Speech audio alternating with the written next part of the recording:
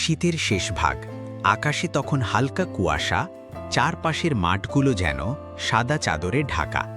আমি গ্রামের হাট থেকে ফিরছিলাম। হাতে ছিল মায়ের জন্য ওষুধ আর কিছু চাল ডাল। গ্রামে ফেরার জন্য দুটো রাস্তা, একটার নাম পাকা রাস্তা, যেটা দিয়ে গেলে প্রায় 40 মিনিট লাগে, আর একটা হলো শিমুলতলা বনের পথ, ছোট হলেও ভয়ঙ্কর।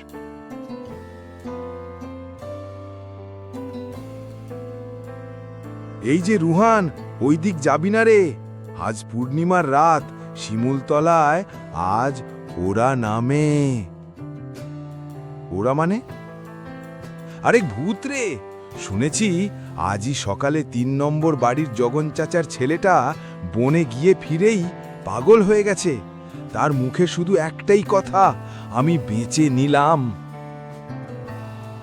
আমি হেসে বললাম, কাকা ভূতটুত কিছু নেই, শর্টকাটে যাই, না হলে রাত হয়ে যাবে।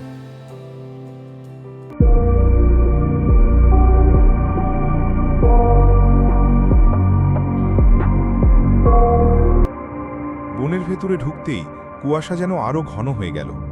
বাতাস থেমে গেছে, পাতার মর্মর ধ্বনি নেই, শুধু আমার পায়ের আওয়াজ। হঠাৎ মনে হলো কেউ আমার পেছনে হাঁটছে।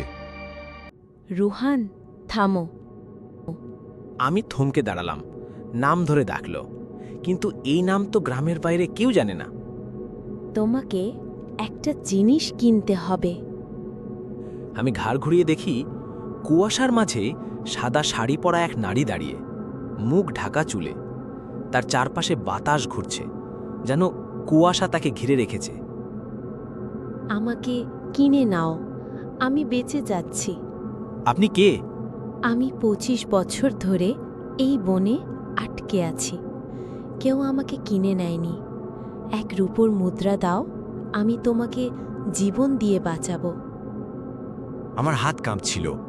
পকেটে হাত দিয়ে হাট থেকে আনা 1 টাকার রূপোর কয়েন বের করলাম। এখন তুমি নিরাপদ, কিন্তু মনে রেখো, আমি তোমাকে ছেড়ে যাব না। চারপাশ আবার স্বাভাবিক হয়ে গেল। পাখির ডাক শোনা যাচ্ছে। আমি দৌড়ে বাড়ি ফিরলাম। এত দেরি করলি কেন? মুখটা ফ্যাকাশে কেন তোর? কিছু না মা, ক্লান্ত লাগছে। সেদিন রাতে ঘুমোতে যাচ্ছিলাম, হঠাৎ জানলার বাইরে সাদা শাড়ি, সেই নারী, ঠোঁটে অদ্ভুত হাসি, হাতে রূপোর মুদ্রা। তুমি আমাকে কিনেছো, এখন থেকে আমি তোমার।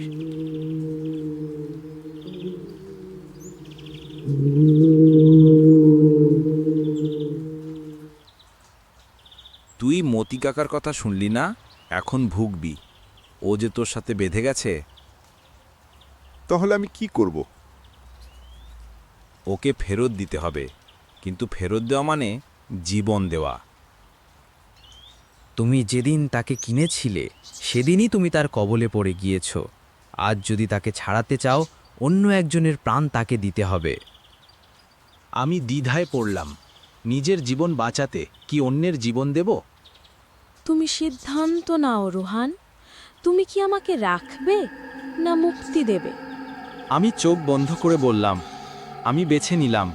রুহান কাকে উৎসর্গ করেছিল তা আজও কেউ জানে না, কিন্তু গ্রামের লোকেরা বলে পূর্ণিমার রাতে শিমুলতলা বনে গেলে এক সাদা শাড়ি পরা নারী আপনাকে জিজ্ঞাসা করবে, আপনি কি আমাকে কিনবেন?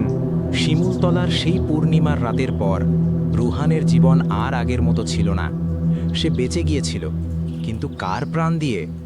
এই প্রশ্নের উত্তর কেউ জানত না। আপনাদের জানতে ইচ্ছা হলে চ্যানেলটাকে সাবস্ক্রাইব করে পাশে থাকবেন।